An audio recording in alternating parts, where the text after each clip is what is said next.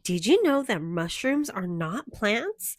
They are fruiting bodies of fungi, and mushrooms can create their own wind? Excuse you. Well, here's a project with some cute mushrooms that we can make together. So stay tuned. Hello, welcome back to my channel. Today, I have an amazing, easy project that you can finish in a few hours. You're not going to need these.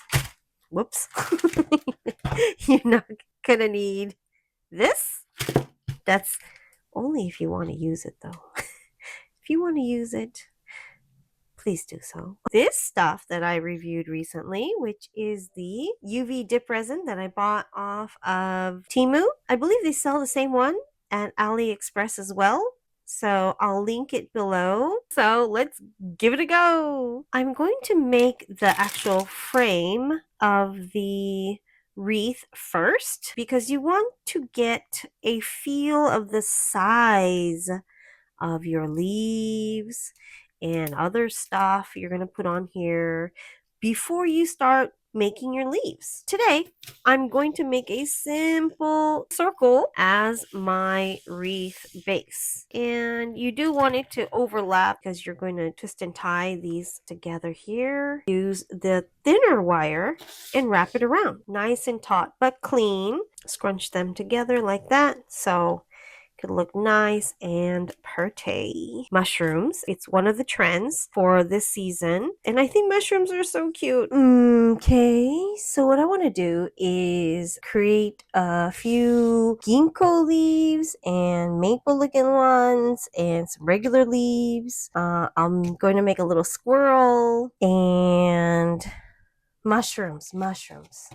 And oh, some berries. Whatever size that you create, you have to think, okay, what's going to be the average size like of my leaves?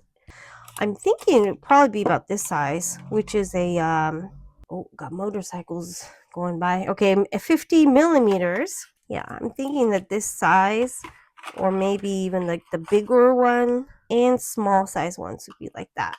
We're gonna do a simple single loop with excess. So leave enough excess that's going to go through the middle of your leaf. 1, 2, 3. We also need enough to stand it up in our little styrofoam tray when we dip it. One of these regular schmegular, pinch the ends. I think I finally got the names right. Long needle nose plier with ridges. 5 seconds later, I'm probably going to forget. Anyways, here we go. And bring this up through the middle. I want it sort of more cartoonish. You can definitely just bring it all the way up here.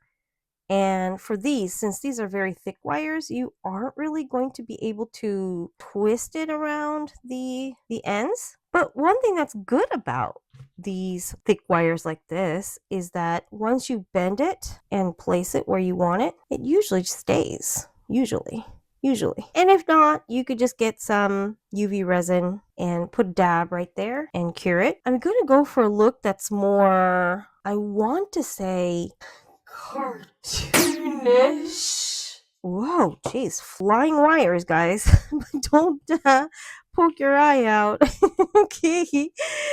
I'm going to take a piece of wire here like that. I want to put a little resin on there and cure that. I don't want it to move. I'll be back. Oh, and I wanted to mention, see, this is when this super thick UV resin, dip resin that I can't use comes in handy. Is I use this stuff, which is really thick, to hold the little wires into place and cure it because it's so thick it won't drip. All right, next leaf is going to be pretty. I'll show you then how to freehand if you don't have gauge pipes. You have to imagine sort of once you start putting your indentations and stuff like that, it's going to become a lot smaller. So this is probably going to become like this small. What I'm going to do is just twist it right here, like 2 times. Let me show you my drawing here, my ugly drawing. So that means that I need it to go in right about here. So let's pinch it here. Then I'm gonna go in and pinch it right about here. Okay, then go up maybe about this much, just a little swoop, so not too far down, like that. Oh yeah, sort of flare out and right about here probably. Okay, swoop, go down. You just have to just go with the flow. Sort of like a broken leaf. If I put one of these, it'll definitely look a lot better. So let's make it come to life. Looks a little funky. You know, sometimes when you're making an abstract painting, you're like, what the F am I doing? And then you add some stuff. You're like, okay, that looks like I meant to do it. See? That's what I'm trying to say. If I add this, it's going to sort of look like I meant to do it. Oh, and I want to make this cute little leaf here. I'm going to use this one, which is the 60 milliliter. Milliliter. Why do I keep saying milliliter? 2. I'm actually only going to twist it 2 times. I think twisting it 3 times is unnecessary, especially because these are really thick wires. It looks like I twisted it 3 times, even though I meant to do only twice. Oh yeah, I can't bend it in the middle because I want to create this little swoop-de-doop. It's gonna be right about here. Oh, I know what I can do. Maybe I could use like this thing.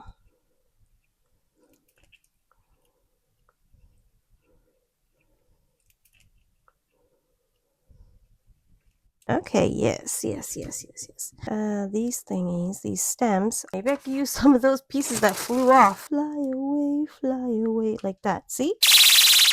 Okay, see? Ha ha ha. Moving on. Ginkgo leaves. They look the same, but they're just different sizes. 2 of the 60 millimeter.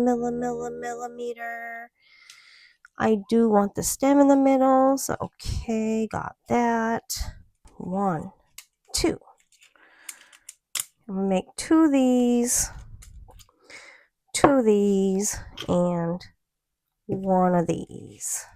Gonna squish it flat, and then right about here, this side, about here, go in, bend it about here.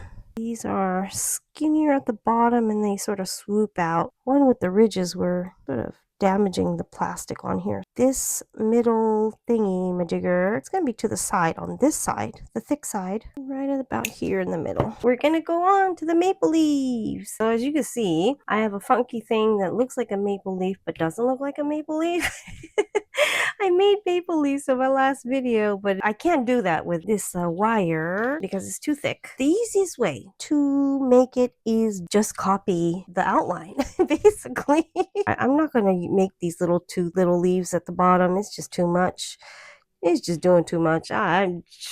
Shoot. Let me take my bent nose pliers. I'm just going to basically sort of like an outline. Basically, about here. And just about here, and then again maybe about here, and go on down. I'm gonna twist it and tie it right about here, I guess. Pinch. It's coming along. Bring this wire through the middle. It's not the prettiest, but you get the idea. Like that, see? Alrighty, now that I got these maple leaves done, the word I was trying to find earlier was trace. It's best just to trace, like draw out a picture and trace it. And what I can do for you guys is, let me draw these out just a little bit better. I'll put it down in the description below so you guys can print it for free. Now what? Let's do the mushrooms. I think mushrooms are so cute. I'm a stationery gal. I love collecting stationery. I have this favorite one where a cat is wearing a mushroom cap as a hat. It is the cutest thing. Okay, anyway, sorry. Do I make them 2 pieces or 1? Let's try to make it 1 piece. I think I could do it. Let's just use the packing tape because I know you guys have packing tape. 1, 2. Your 25 millimeter gauge. Okay, Okay, we want to bring this down and just start shaping it. This reminds me of Super Mario Brothers. Okay, and I'm gonna pinch this here so I could get rid of this this hump, my lady lumps. Do you see it's coming along? The smaller one, I think this gauge right here would be fine. Let's do the squirrel. Best way to do it is to just trace. So that's what we're gonna do. Just trace it as best as you can. And I'm noticing that this squirrel has too big of a stomach, or maybe those are just big cha-chas, but I don't need all that. So let me bend it like right about here and just create a little bit of a stomach.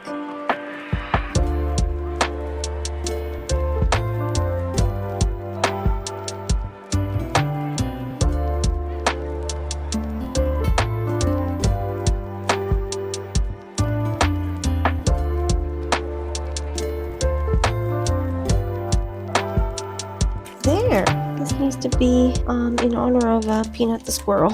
I almost forgot these thingy-jiggers. I don't know what they're called. Like I was about to say beads. Oh my god. The berries, the berries. What you're gonna do is get the smallest gauge. It's like the size of a skinny pen.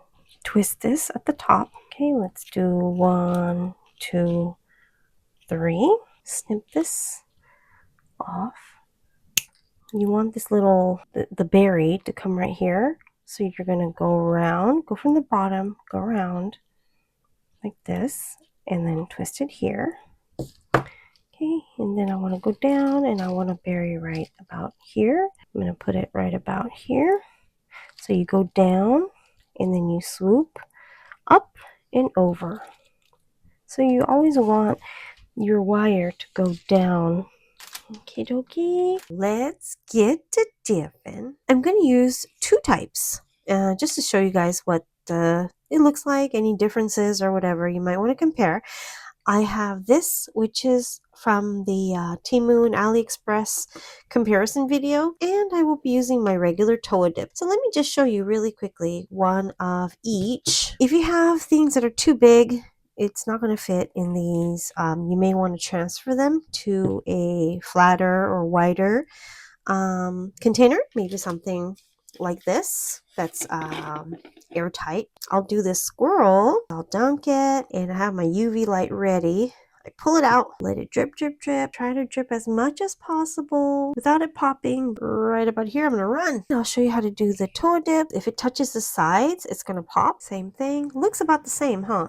The consistency, see how it's dripping? Very similar to that UV liquid that I just used. Or a big difference is that for this, I don't need to cure it, so I'm going to sort of wipe off the excess that's dripping here, like that, and that's it. Stand it up in a styrofoam thingy to let this dry. If you go like this, it's going to be thicker because you're waiting for everything to drip down, and it sort of accumulates. If you want it to be thin, you dunk it, and then you go in the middle like this.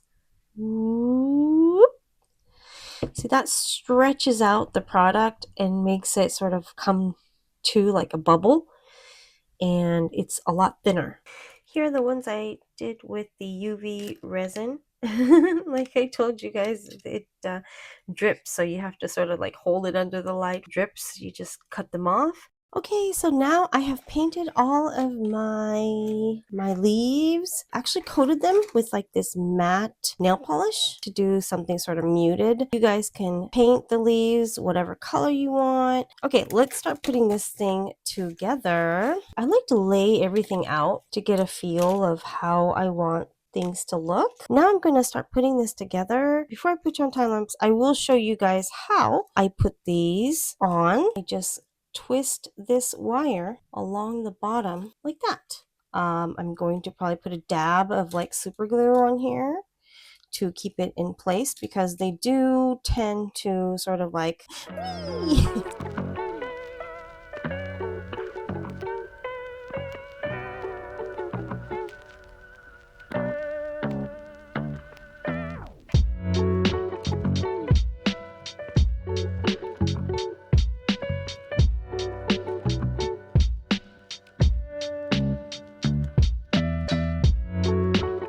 So I'm about to use my long nose pliers, my bent nose pliers, and I might use this thingy. This thingy, oh, I'm not even in the shot.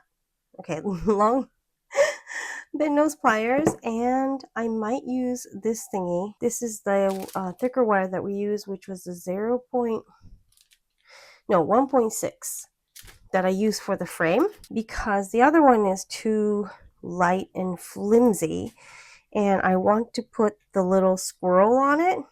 And if I put the little squirrel on the flimsy wire, it's gonna like weigh it down, I'm sure. We have some excess here because I want to have enough to tie around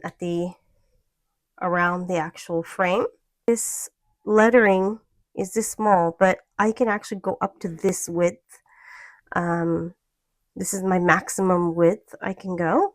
So it's going to be really difficult and tight for me to probably make it this small. So this is good where I have like extra width, so I can make these letters bigger. So I'm going to start from here, and there's going to be a loop.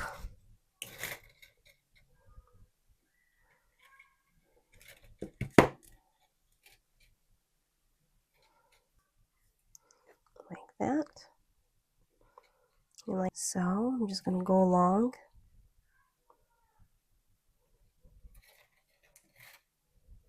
Right about here. Bend it down. And right here, I'm going to need to pinch it really hard. I want to use this, but it's probably, the ridges are probably going to scratch. There we go, but I was able to do it, see? Okay.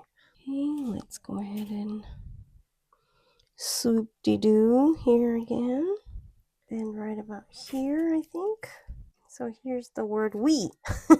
We. So I'm going to do the rest, but you get the drift, right? I know I don't have to go through the whole entire word. Okay, so I got my lettering done, and I'm going to put this little squirrel right here. I'm going to figure out where I want the lettering, and from the back, I'm going to make little hooks on the ends, because since this is really thick, it's going to be really difficult to like wrap around. If you use maybe a skinnier wire, it will be easier. You won't have to do that. And right about here. And I'm going to twisty tie it onto here.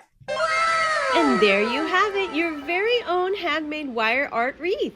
I hope you enjoyed this tutorial, and if you did, please give this video a thumbs up, and don't forget to subscribe to my channel for more amazing DIY projects like this one. And the ginkgo leaves gave me an idea. In my next video, I'll be creating a beautiful Japanese-style ginkgo leaf hairpin that's both elegant and easy to make, so you won't want to miss it. Thanks so much for watching, and until next time. Bye!